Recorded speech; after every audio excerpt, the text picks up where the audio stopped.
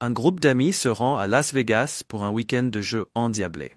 Parmi eux, un homme nommé Jerry n'est généralement pas un grand joueur, mais le deuxième jour de leur voyage, il frappe gros à la table de blackjack. Je ne parle pas de quelques centaines de dollars ici. Non, Jerry repart avec $100 000 en cold hard cash.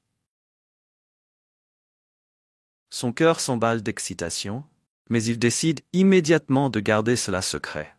Après tout ce qui se passe à Vegas, reste à Vegas très bientôt. Les pensées de Jerry se transforment en une frénésie de paranoïa. Il imagine ses amis les mains tendues exigeant une part. Non, il marmonne dans sa barbe, alors il propose un plan au lieu de rentrer avec ses amis.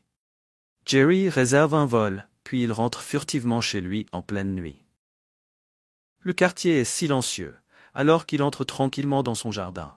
La pelle à la main, après avoir regardé autour de lui pour s'assurer que personne ne le regarde, il creuse un trou profond et enterre l'argent le lendemain matin. Jerry se réveille tôt, rempli d'un sentiment d'accomplissement. Il sort prêt à s'émerveiller. Sa fortune est cachée seulement pour trouver un trou vide qu'il est et garde son cœur s'effondre.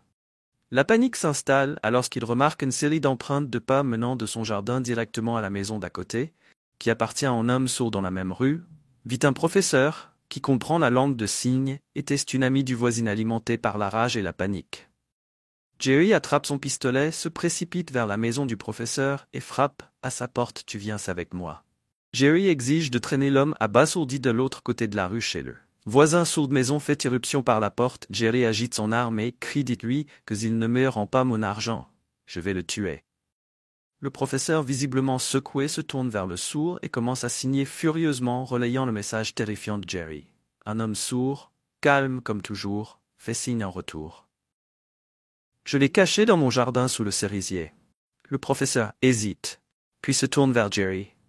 Et après une profonde inspiration, dit qu'il ne va pas vous le dire. Il a dit qu'il préférait mourir d'abord.